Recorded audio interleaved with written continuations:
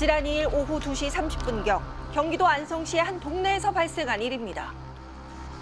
인적 드문 길가에 차량 한 대가 멈춰 서더니 이후 한 남성이 어디론가 황급히 전화를 거는 모습이 포착됐는데요. 잠시 후 안절부절 못하는 남성의 곁으로 한 구급대원이 다가오고요. 구급대원은 다급히 차량으로 다가가 심폐소생술을 하기 시작합니다. 대체 이곳에선 무슨 일이 벌어진 걸까? 인근 주민에게 다급했던 그날의 상황을 물어봤습니다. 피가 다 똑같아. 저기 피가. 아니 근데 뭐가 치고 들어왔길래 그 앞에 앞유리 깨진 것만 봤는데. 차량이 파손된 흔적으로 보아 일반적인 교통사고라 생각했다고 합니다.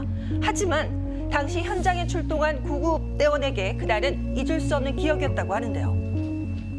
남편분은 다치신 상태는 아니었고 갑작스런 사고를 당해서 많이 당황하신 모습이었습니다. 조수석에 타셨던 아내분이 호흡 맥박 없는 심정지 상태셨고요. 안면부 쪽으로 출혈이 많으셔가지고 저희가 이제 출혈도 지혈하면서 심폐소생술 진행을 하면서 병원 이송했습니다. 조수석에 있던 동승자만 생명이 위태로운 상황. 대체 어떻게 된 일일까요? 통행량이 작은 도로에서 큰 사고가 났다 해서 저희가 조금 이상하게 생각을 했고 신고자분에게 물어보니까 사고 현장이 여기가 아니고 한 5분에서 10분 정도 떨어진 국도였다고 들었습니다.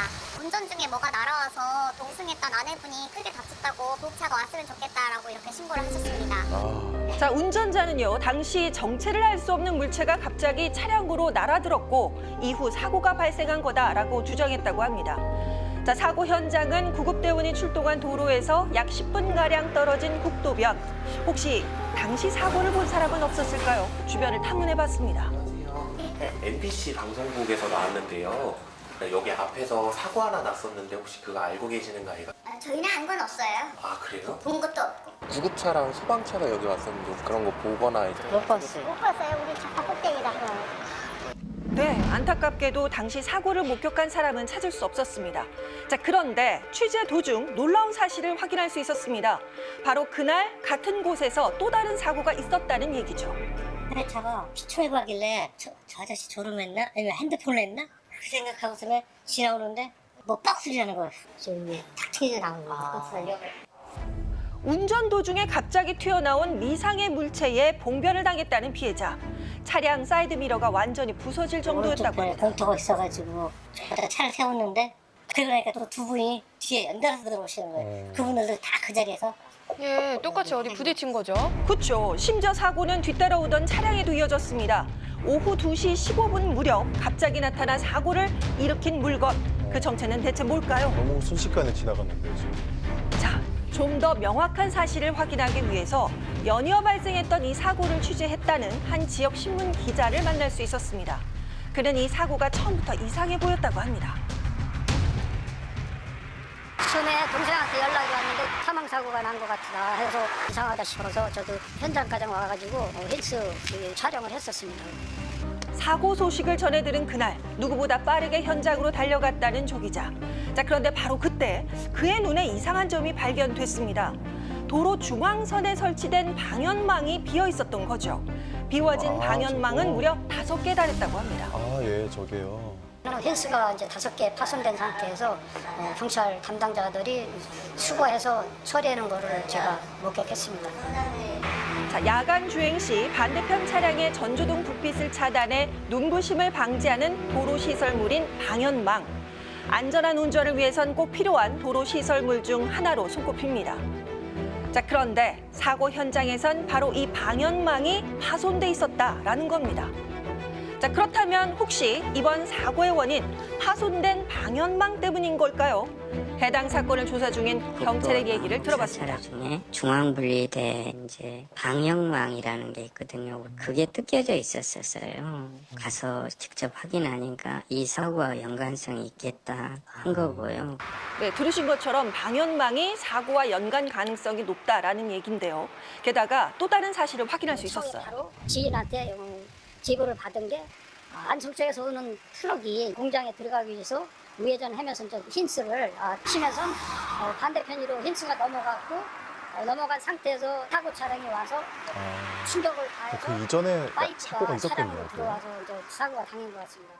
그러니까 보세요. 우회전을 하던 화물차 뒤편이 중앙분리대와 부딪히면서 방향망 역시 떨어져 나갔고요. 네. 이를 반대 차선에서 달려오던 부부의 차량과 부딪혔다라는 겁니다. 아이고. 그러니까 1차 화물차 사고가 2차 사망 사고가 된 걸까요? 확인을 해본 결과 화물차 트레일러가 우측으로 들어가는 과정 중에 이제 중앙 분리대하고 분리대 위에 있는 방향망을 이렇게 이제 저기 친 뜯겨서 나간 거예요. 거군요. 워낙 그렇죠. 차체가 길고 화물이 실려져 본인은 모르셨던 거죠. 운전 중에 과실이었지 않습니까? 수사를 하는 과정이어서 출두해서 조사 예정이었는데 이제 안타깝게 새벽에 사고로 사망하신 거를 알게 된 거. 네, 사고가 발생하고 사흘이 지난 5일 방향망을 망가뜨린 화물차 운전자가 경찰 조사를 마친 이후 돌연 사망한 상태로 발견됐다는 겁니다. 원인은 또 교통사고였습니다. 또 다른 교통사고로. 네. 교량 표지석을 추돌을 한 사고라 그렇게 112 신고가 돼가지고 저희가 출동한 거죠. 차가 이제 많이 부서졌고 운전자가 안에 있는데 움직임이 없어요. 의식도 없고 아무리 두들겨도. 그래 소방과 공동 대응을 꺼내가지고 이제 CPR 그렇게 하고 그렇게 병원으로 후송됐죠. 사망 사고 이전 방향망을 망가뜨린 화물차 운전자마저 사망하면서 미궁에 빠져버린 사고 조사. 처음에 사고 났던 차로 인한 건지 그 방향망으로 인한 건지 또 사고 잔해로 인한 건지 그 부분이 참 너무 입증이 돼야 황당한 되겠죠. 사고네요. 자, 그런데요. 이번 사고를 전해 들은 인근 주민들은 이번 일은 예견된 사고다라고 지적합니다. 저기에서 사고가 좀 많이 일어나요. 그런 자주 났어요. 보신 것만 몇 개 정도 돼요? 대기용으로만 한 3개 돼. 3개. 네. 전에도 며칠 전부터 약간 돌출돼가지고 위험하다는 그걸 알고 있습니다. 자, 실제로 이번 방향망 사고가 벌어진 도로는 평소에도 트럭이나 크레인 등 큰 차량이 많이 다니는 곳입니다. 그리고 부주의한 운전과 거친 주행으로 시설물이 자주 부서지고 도로에 방치돼서 민원이 끊이지 않았다고 합니다. 제보를 받은 거로는 2024년도에도 이 같은 부위에 똑같이 사고 난 이게 찍힌 사진인데 제보 받은 거거든요. 이 부위에 똑같이 사고가 난 겁니다. 그러니까 관리가 제대로만 됐어도 사망 사고는 벌어지지 않았을 거다라는 얘기죠. 그 당시에 그 튀어나온 게 반대쪽에서 아마 사고가 난 것 같은데 그게 바로 왜 처리가 안 됐는지 좀 약간 의문이 들더라고요. 그 당시에 사고가 났을 때 경찰이 출동했거나 이러면 알았을 텐데. 해당 도로를 관리 중인 수원국토관리사무소에 이번 사고에 대해 문의해보자 도로시설물을 지속적으로 관리 중이고 위험 요소에 대해 즉각 조치하기 위해 노력하겠다고 전해왔습니다. 자, 차량 파손은 물론 인명피해로도 이어질 수 있는 도로 위 시설물과 낙하물들. 자, 운전 중에 문제를 발견했을 땐 이미 대처하기 늦은 상태입니다. 네. 그렇다면 도로시설물 사고로 생긴 피해 책임 누구에게 물어야 하는 걸까요? 자, 사고를 검토한 사고 전문 변호사는 책임 기관의 역할이 중요하다라고 지적하고 있습니다. 사실 도로 시설물은 도로를 이용하는 차량들의 편의를 위해 제공된 시설물들입니다. 하지만 안정상의 문제가 발생되면 오히려 흉기로 다가올 수 있거든요. 방향망뿐만 아니라 중앙분리대, 가로등, 또 낙하물 같은 것도 있고요. 이런 부분에 대해서는 그 도로가 국도다, 국토교통부고 지방도다, 지방자치단체, 그리고 또 고속도로다, 한국도로공사에서 그 관리 책임이 있는 것입니다. 제대로 관리되지 못해 차량은 물론 생명까지 위협하는 도로 시설물, 더는 도로 위에서 비극적인 사고가 반복되지 않길 바랍니다.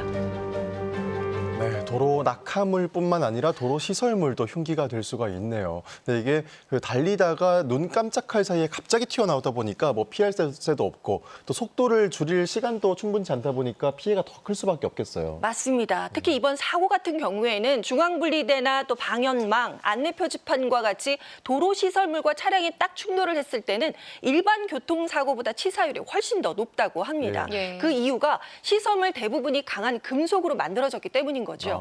특히 외국처럼 시설물과 도로에 그 공간이 넓다 보면은 괜찮은데 우리나라는 좁아요. 예. 이 좁은 곳에 신호등이나 가로등이 연이어 설치되어 있다 보니까 훨씬 더 치사율이 다른 나라에 비해 두세 배 더 높다고 합니다. 예. 이렇다 보니 전문가들은 이번 사고를 통해서 앞으로 사고를 예방하기 위해서는 이 도로 시설물 관리를 좀 더 책임 있게 운영을 해야 된다라고 지적을 하고 있습니다.